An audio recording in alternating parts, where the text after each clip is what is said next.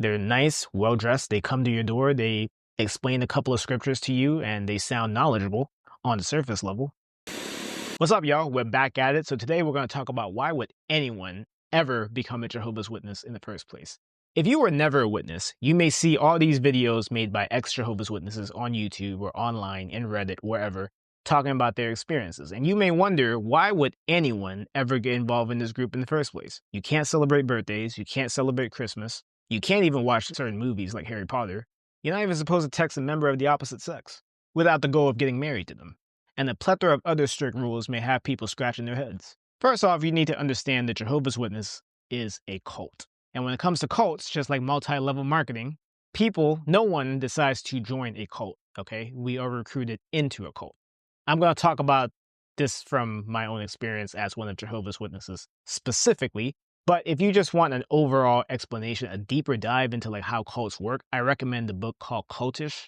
The writer's name is Amanda something, I don't remember, but yeah, the book is called Cultish. It's multicolored cover, very, very nice looking cover. I think you can find the audiobook even on like your library apps. She goes into how certain groups, even like yoga, CrossFits, multi-level marketing, how they use language to control people. And of course, she talks about religious groups like Mormons and Jehovah's Witnesses as well. It's very cool.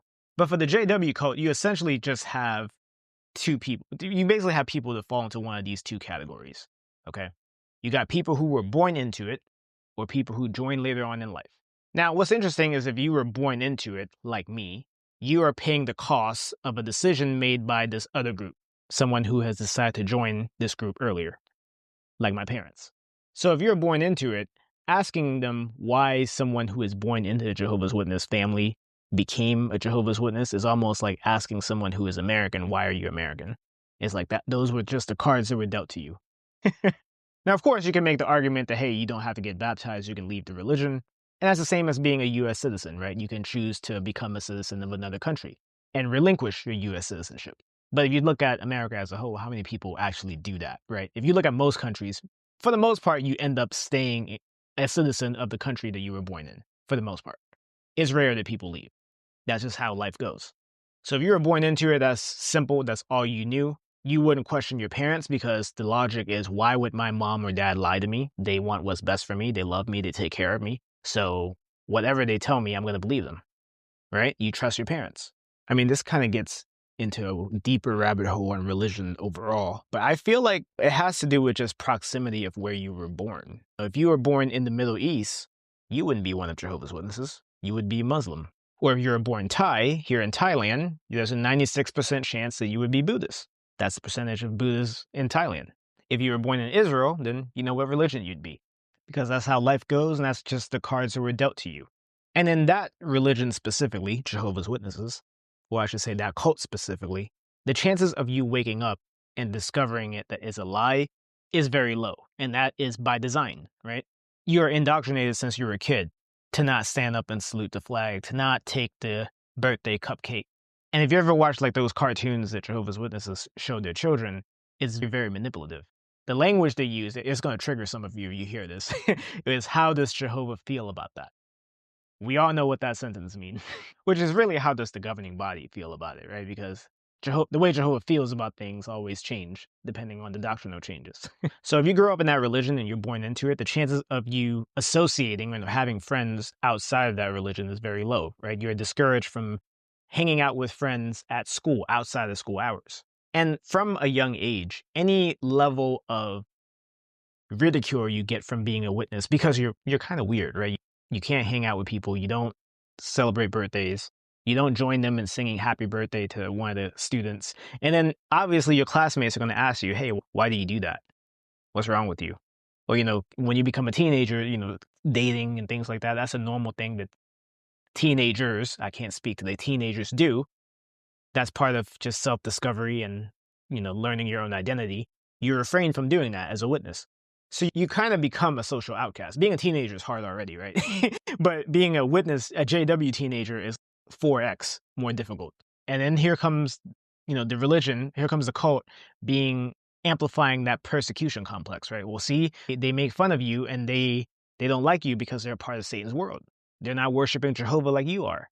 And that's really dangerous because that creates that's that us versus them. And it really just sinks you deeper into the religion. And you also have to put yourself into place of being a teenager again in your development phase in that religion, because you're in this close-knit community, and humans, we naturally just respond to the stick or the carrot. That's just how it works, right? When we are rewarded for something, we want to do more of it. So you are rewarded for being a good JW. You are rewarded for going out in service, right? You're rewarded for doing your parts at the meetings and taking that seriously. You are rewarded when you are thinking about baptism, right? Even though you're a minor, you're about to sign this lifelong contract away to this religion that you can't change and you can't exit out of, which is insane, but they encourage you to do it at a young age. In fact, they pressure you to do it. With that being said, though, a lot of teenagers now are waking up because of the internet, right? Like YouTube and social media. All of this was not around over 15 years ago. So that is the first group. Okay, those are the born-ins. And they usually wake up, if they make YouTube videos like this on the internet, then they wake up later and realize this whole thing was a scam, like me. Now, the other group is more interesting. We go over to the people who decide to join in later on in life. This one's kind of interesting because unlike the born-ins, they had a normal child. Well, I don't know how normal of a childhood. I guess they had they had more exposure to a normal life because they were not born into a cult. Maybe they were. I don't know. Maybe you jump from one cult into this cult.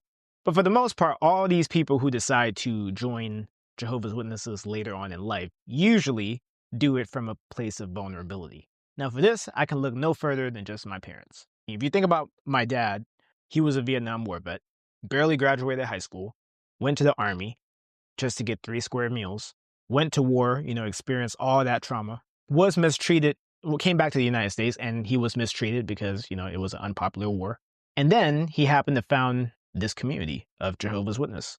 They're nice, well-dressed. They come to your door. They explain a couple of scriptures to you, and they sound knowledgeable on the surface level.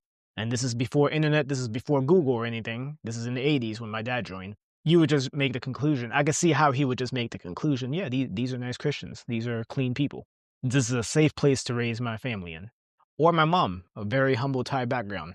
Barely had 4th grade education, moved from, the countryside of Thailand to Bangkok, worked in sweatshops and factories, did a lot of manual labor, sent money back home to her family.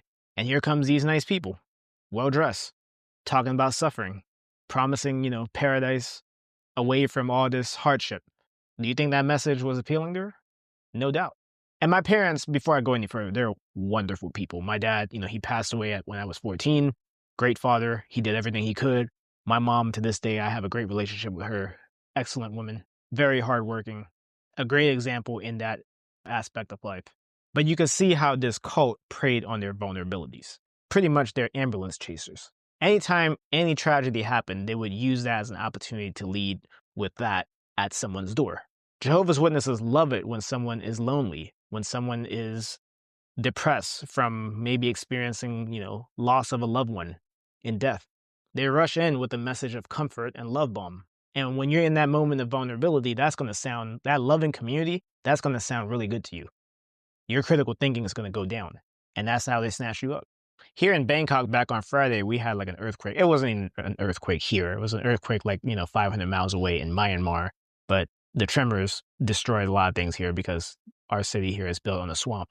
I know on Saturday what the witnesses are saying at people's doors. I know it. You can bet your money what they're going to talk about. So yeah, it's quite predatory.